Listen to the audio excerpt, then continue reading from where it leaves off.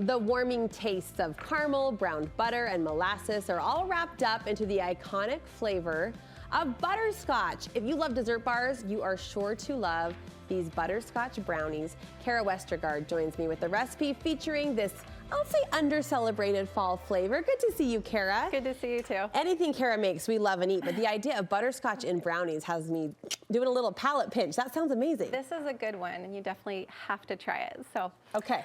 Before we get into how to make the butterscotch brownies, we need to know what to make it with. So we need to understand the flavor profile and what it is that's so important in this recipe. The flavor profile of butterscotch? Yeah. Because we eat it and we don't think about it, right? Right, and if you want butterscotch, you probably go to the store and you get the chips, right? Done, like, yes. It's done, yep. Yes. Or candies that's already made. But we are actually making the butterscotch with real ingredients and not anything artificial. Okay. We only have 6 ingredients in this whole recipe. Really? 4 of them are covered, and you get to guess what they are because they are our flavor profile. What makes these butterscotch? I have no idea. So we've got the eggs and the flour. You gave me those. I mean, butter. There's got to be butter. Yes, very good. Butterscotch. I mean, and I didn't even tell 10 points to the girl on the left. Okay, it's fine. It's fine. Well, I mentioned molasses, which I actually wouldn't have thought of before, but and a producer put that in my script. No, it's true though. Okay. It's true. And actually, you don't need to put molasses straight in. It actually comes in your brown sugar. In the brown sugar. So yes, you had already guessed that. So, okay.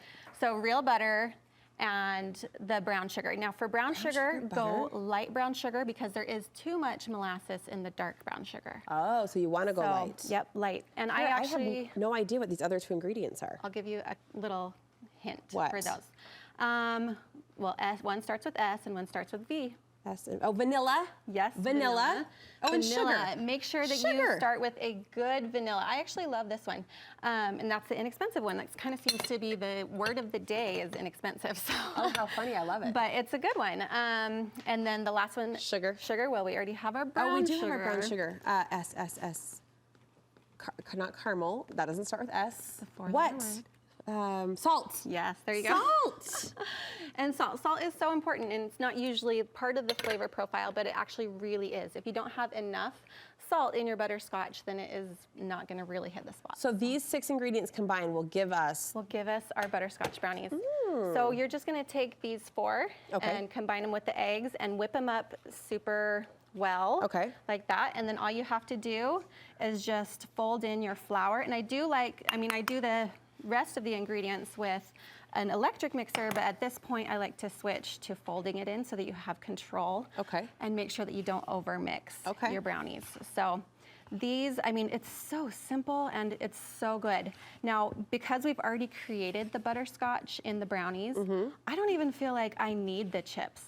I like to eat it without. So you see I've got some without the chips because it's such a good flavor on its own. A chipless butterscotch brownie. Yes, because it already carries itself. Okay. But if you are addicted to chips and you have to have them, then make sure that you've got a good one. I've seen a store brand and that really scared me because you get what you pay for, really. Sure. With the chips. And then so the 2 leading brands though, I wanted you to taste and tell me blindly which one I like. Which one you like. I can give opinion on food. Okay. So that one is a little darker in color, and she's going to taste the lighter one. It's a little brighter. I like this one. You like that one? It's a little stronger, maybe a little more artificial tasting, I will admit. Which is why I like to leave it out. But if you love your artificial flavors, you've got to have them. Then, so this one is actually Nestle, and then I had some other friends actually choose this one, but it's been so split. This felt a little more high end. I could tell that it was a little more warm. It's guitar. I'm trying to turn on my foodie for you. Am I impressing you? But I actually kind of liked that one as well. So really you can't go wrong as long as you like the flavor.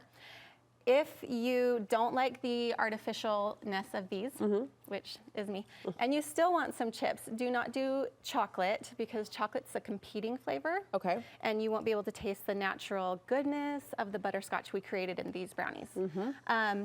You want to go with a white chocolate chip instead. I was going to guess that. Yeah. Seems it would more naturally complement it. goes with the vanilla that we've already Tell us how you really feel about these. I'm just kidding. You know what? For pictures, those are prettier. So. No, I love this. Give us the baking instructions for this recipe, if you will. Okay, so all you have to do is get this into your pan, put it into a 350 oven, and when you put chips in, I like to sprinkle them on the top because they do tend to sink.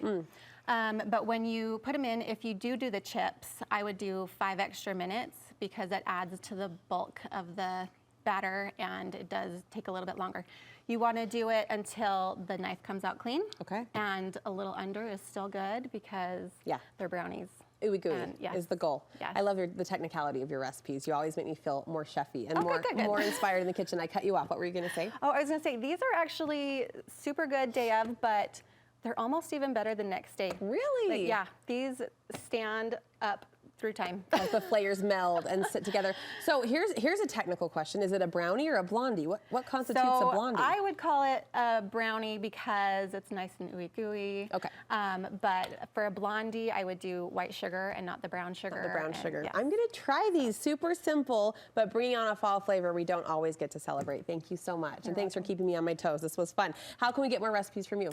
Follow me on Instagram at Balsamic Baker. Balsamic Baker on Instagram. We'll link you over. Khara shares great dessert recipes and the how-to behind it, so you feel a little bit part scientist, part cook, and inspired all the way around. Thanks again.